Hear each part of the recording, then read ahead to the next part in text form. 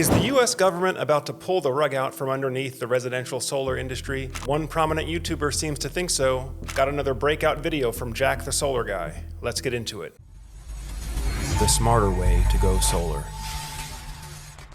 The US government is about to change residential solar forever, and unfortunately, it's not looking too good for the industry. In a surprising turn of events that most people didn't see coming, the House GOP has officially passed a bill that will put an end to all residential solar tax credits by the end of 2025, including the pivotal 30% solar federal tax credit that has helped lift up the industry for the past 20 years. And if you already have solar or you've been thinking about installing it on your home, it's extremely important to understand what's coming because this could seriously impact you and might even be the last real chance to go solar before the costs go up significantly. So in this video, I'm going to walk you through exactly what this bill means for residential solar, what steps a homeowner would need to take this year in order to lock in the tax credits before they expire, and how these policy changes could reshape the future of the industry as we know it. Let's get into it. All right, now I should comment on this here because I think that the overall frame or the premise of this video is that federal government policy or tax policy really affects whether or not people go solar. And it definitely is going to play into that equation, but there's always people that are going to invest in solar with the tax credit or without, because people, whether they believe in the technology or philosophically they believe in being energy independent. So although the tax credit helps and federal government policy helps, the reality is, especially with so many of these DIY and lower cost solar solutions coming on the market, there's going to be people that are going solar with or without the tax credit.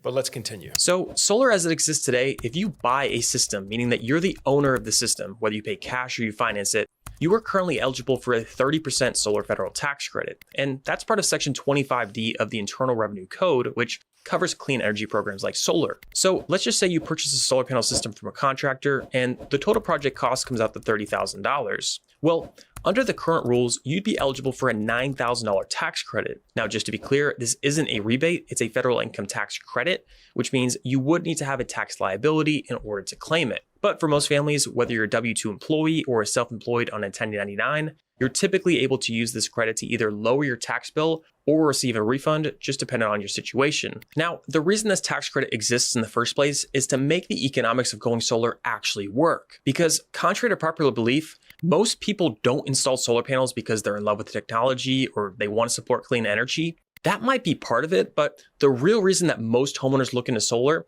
is to save money. Yeah, and again, most solar, if you're talking about how most solar is being sold to homeowners in the United States right now, that's right. Typically there's a sales pitch showing you this 25-year projection of energy savings. And frankly, a lot of those buyers, maybe they're not going to be participating in the market in the near future here. People that got solar sold to them by a door-to-door outreach team. But like I said earlier, you're always going to have people that believe in the technology. They want to be green. They want to be energy independent. They want the technology with or without the tax credit, and they can afford to buy it. At the end of the day, people buy what they want, and there's still a whole lot of people out there that want energy independence, electrification, and being carbon neutral or being energy neutral. But let's continue with the video. In America, electricity isn't provided by the government. It's sold by private for-profit corporations. And in most areas, those companies are regulated monopolies, which means homeowners aren't given a choice. You're stuck buying power from whichever utility covers your region, and that company can charge whatever they want. There's no competition. So when they decide to raise rates, which they do all the time, you're stuck paying it whether you like it or not. But for the past 20 years, solar has offered a way out. Homeowners realized that instead of relying on the power company forever, they could install solar panels, make a one-time investment, and then own a system that powers their house for the next 30 or 40 years. The problem though is that solar used to be a lot more expensive than it is today. So to help make it more accessible and support the growth of clean energy, the federal government stepped in and said, look, if you invest into solar, we'll give you a 30% tax credit on the entire project cost. And that was huge because it made the return on investment make sense. If somebody paid cash, they could often see a payback period of under 5 to 10 years. And if they financed the system, the monthly payments were usually lower than what they were previously paying on their electric bill anyways. Now, this 30% federal tax credit for solar was recently extended by the Biden administration as a part of the Inflation Reduction Act, which passed in August of 2022. Originally, the tax credits for solar started back in 2005, though it was capped at $2,000. In 2008, the Emergency Economic Stabilization Act removed that cap and extended the credit. It stayed at 30% until 2020 when it started to step down first to 26% and then to 22%, before getting bumped back up to 30% and extended through 2032. After that, the plan was for it to step down to 26% in 2033 and then 22% in 2034 before phasing out completely in 2035. Hey, now this is probably a good time to mention this new proposal that has recently come to light last week. As I'm recording right now, it's the last week of June 2025, but there's a new proposal that has just been put forth from the White House about a subsidy-free solar industry by the end of 2028.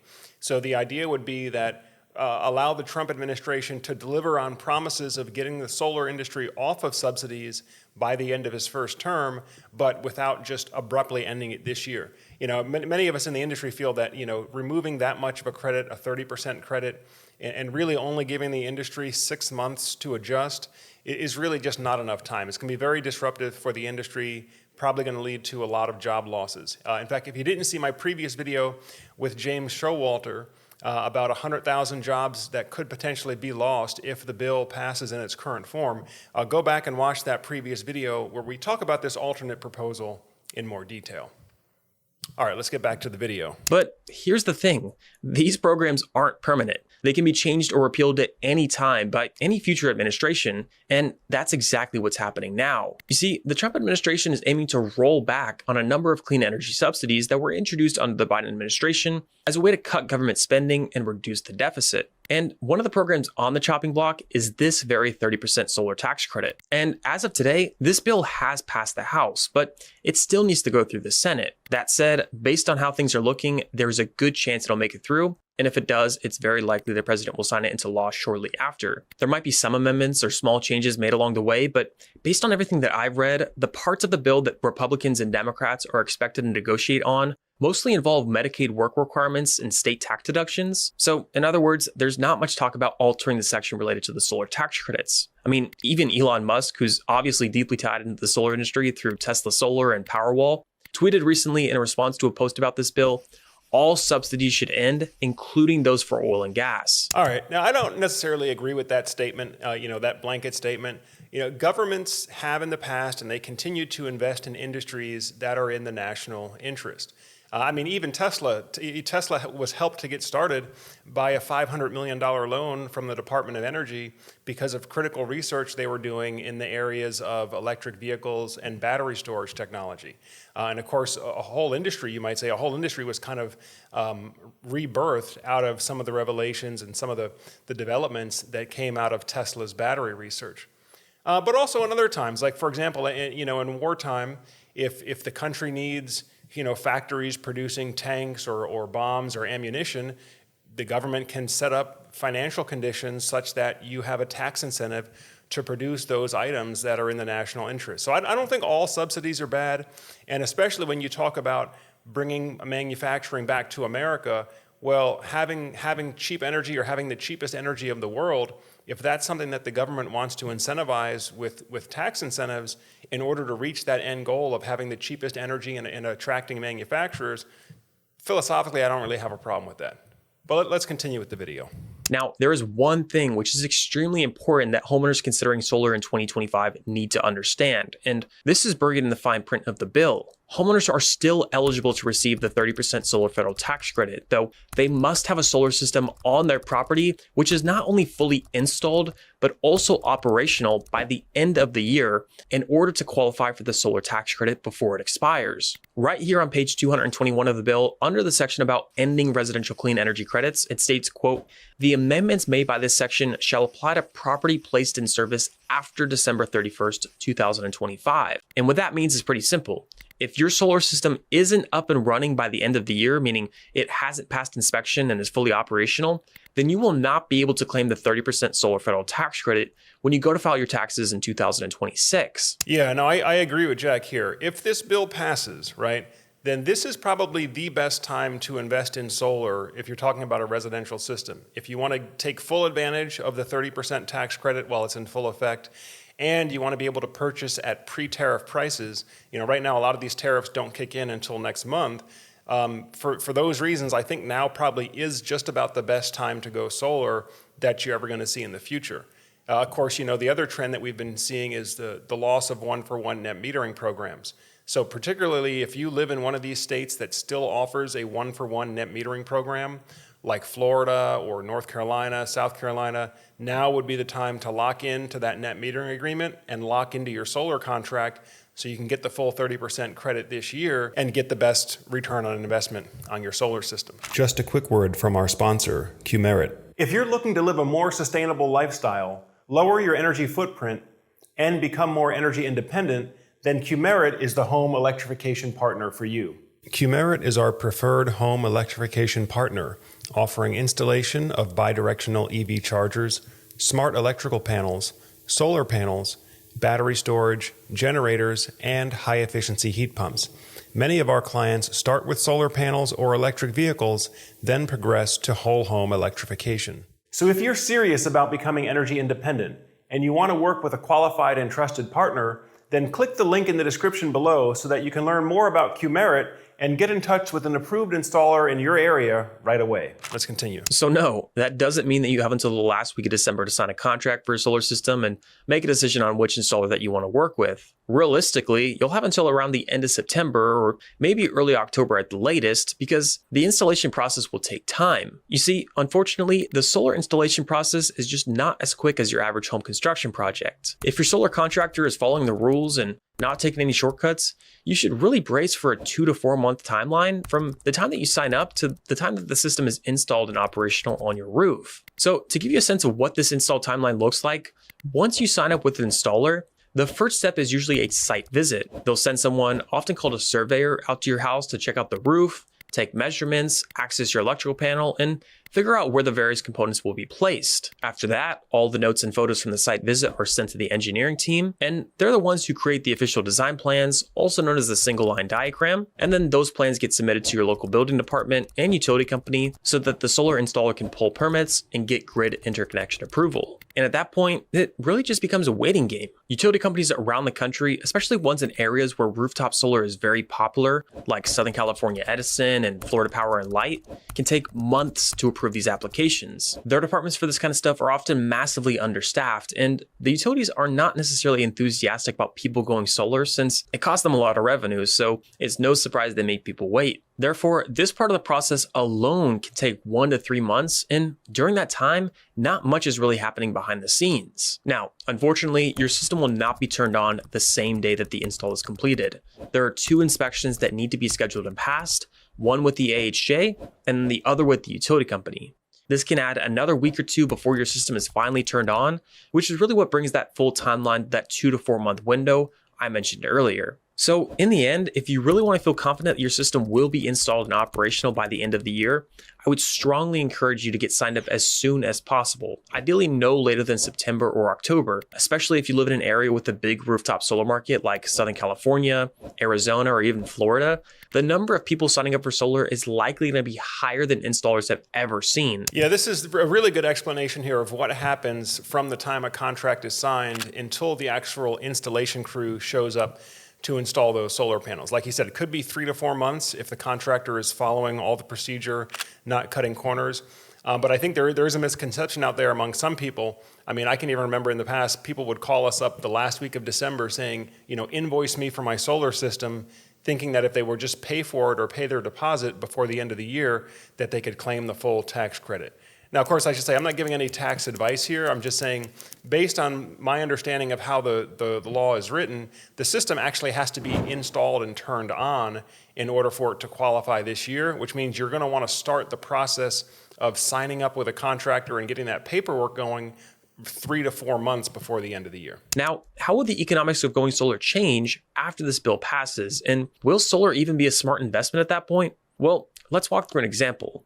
Let's say that you live in the greater Los Angeles area and you come to me because your average monthly electric bill is around $300. That bill keeps going up and now you're looking at an alternative, something like installing solar panels in your home. Well, I might take a look at your energy usage and tell you that if your usage stays consistent, you'd need a 9 kilowatt solar system, which is about 22 panels, along with a battery to fully offset your bill. Now, for an installer to handle that project and provide you with the full installation along with the warranty package, you'd be looking at a cost of around $39,000. Under the current rules, assuming you have a federal tax liability and you're eligible, you'd be able to claim a tax credit around $11,800, which would bring your net cost down to just under $28,000. And that gives you a system with an estimated 8-year payback period, which is a solid return. But without that 30% tax credit, that same investment has a much longer payback, more like 15 years, and that changes the equation for a lot of people. But here's the thing, most homeowners don't pay cash for solar. Just like buying a new car, most people choose to finance their system. And the goal in financing solar is pretty simple.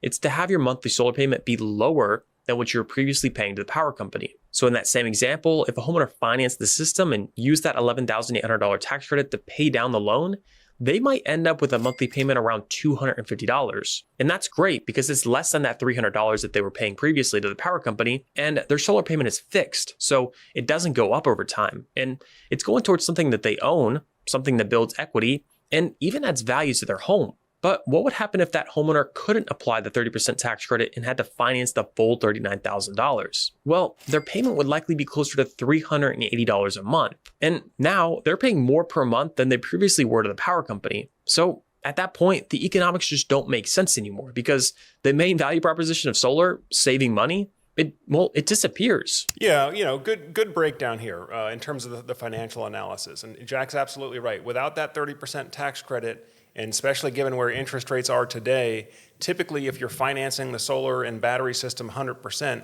you're not going to get a monthly payment for the solar system that's lower than what your electric bill was.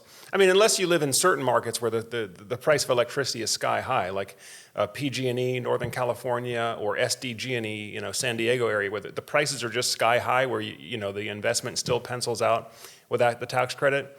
But again, there's still going to be people that invest in solar and battery technology because they want it, not because the salesman showed them some projections of how it's going to pay for itself over time. In fact, truth be told, with these more complex solar and battery systems, by the time the system is done paying for itself, it's going to be time to replace the battery anyway. So again, I've even told homeowners this in the past, like don't invest in solar because I showed you some numbers on a spreadsheet.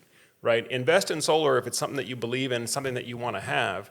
Yes, in most cases it will pay for itself over time, but frankly, there's other investments you can buy that will pay for themselves over time that don't involve having to pull permits and drill holes in your roof and all of this. Go solar if you want to have a solar-powered home and a solar-powered lifestyle. If you're just looking to get a return on your investment, there's investment products you can buy with the click of a mouse. You don't have to worry about going through all this. Of course, I believe in solar, I believe in energy independence, and I believe there's enough people out there that also believe in and value those things that we can still build a robust residential solar industry to serve that demand. Let's continue. Now, one major and often overlooked consequence of repealing clean energy tax credits is that energy prices are very likely to go up for Americans across the country. Whether it's a large-scale solar farm or a network of wind turbines, these are subsidized projects that usually lower overall electrical costs because the utility companies aren't the one paying to build them. And when utilities don't have to invest as much in new power plants, power lines, or expensive grid maintenance, those savings often translate to lower rates for homeowners. And the data backs this up. Earlier this year, the Clean Energy Buyers Association released a study showing that if these federal clean energy tax credits go away, electricity rates could rise by nearly 7% by 2026. For the average American household, that's over $110 more per year in electricity costs. And that's just the beginning. The even more frustrating part is how this shift could give the utility companies even more power to raise rates without restraint. You see, rooftop solar has been one of the only real forms of competition that utility companies have had to worry about. For the past 5 or 10 years, these companies would have known that if they hike up rates too aggressively, homeowners could just say, forget this, and install solar. And that's what happens. And when that happens, the utility companies don't just lose money, they lose a customer for life. And that competitive pressure has forced them to be at least somewhat cautious with rate increases. But if residential solar loses its financial appeal, if the tax credits disappear and the costs go up, then utilities could no longer have that same check on their power. Now, this situation is pretty unique to the United States. In other countries like Canada, Mexico, and France, electricity is typically provided by state-owned entities, so the government keeps pricing relatively stable. But here in the US, electricity is sold on the private market, and most states operate under what's called a regulated monopoly, meaning you only have one utility provider and no other options. Take San Diego, for example. If you live there, your only option for electricity is San Diego Gas and Electric, a private for-profit utility. And here's the crazy part. SDG&E doesn't even generate the power it sells you. Instead, it buys electricity from independent power producers, also private companies that operate the natural gas plants, solar farms, and even nuclear facilities that produce the electricity. And so this setup creates a massive issue. Homeowners have no alternative, and so they're legally required to buy that electricity from that one provider, a provider that can raise rates without having to worry about losing that customer to a competitor. And that's why SDG&E reported a staggering $891 million in profits in 2024 alone, despite only serving a small section of the US. In fact, their profits have consistently hit record highs with $936 million in 2023 and $915 million in 2022. And with the California Public Utilities Commission approving another 2.6% rate increase for homeowners in 2025, they're projected to break $1 billion in profits next year. Yeah, I mean, this is crazy. I mean, you think about it, most Americans would not accept this kind of a deal in another type of business transaction where you're forced to buy this product only from this one provider, and that provider can pretty much set the rate at whatever they want. They make sure that they have a healthy profit built in there for their shareholders. And of course, if you look closely, a lot of these state legislatures, a lot of the biggest donors are the utility companies operating in that state. So there is this potential for corruption or conflict of interest as well. But as Jack said very well, I mean, with the power company, when you stay with the power company, basically you're accepting a relationship where you can only buy from them, and whatever price they pay or whatever price they charge, you better pay or they're going to turn the lights off on you. Which is why I've been a proponent, one of the reasons I've been a proponent of just being energy independent with solar and battery storage, so you're not dependent on what the power company does. You put yourself in a position where you can take or leave the power company on your own terms. You don't even necessarily need a one-for-one net metering buyback program. If you install battery storage with your solar, you can directly power your home on solar during the daytime, store your excess in the battery, run your home off the battery at nighttime, and really just only use the power company as the provider of last resort only. And that's the position that I'd like to see many of you in. Probably a big reason that you're watching this channel is learning about the different technologies and battery storage that allows you to live that kind of energy independent lifestyle. Well, that pretty much does it for today's reaction video. Hey guys, if you like these reaction videos that we're doing now, make sure you give us a thumbs up. Also, go ahead and subscribe to the channel if you haven't done so already. That way, as we have new videos coming out, it'll come up on your feed and you can stay up to date with everything. Of course, if you're out there, if you're a homeowner and you're in the process of looking at different solar and battery storage options for your home, if you need to get a price quote, or maybe you already have a quote and you need to get a comparison to make sure that you're getting the best equipment and the best deal, as always, feel free to reach out to us on the link below here. Set up a call with a solar surge expert, or just use the free online calculator tool to see how much solar and battery storage costs in your area. But that pretty much does it for today's video. I thank you all for spending some more time on the Solar Surge channel. And as always, I'm Joe Ordia here, encouraging you to get prepared and be empowered. Thanks for watching, and I'll see you in the next video.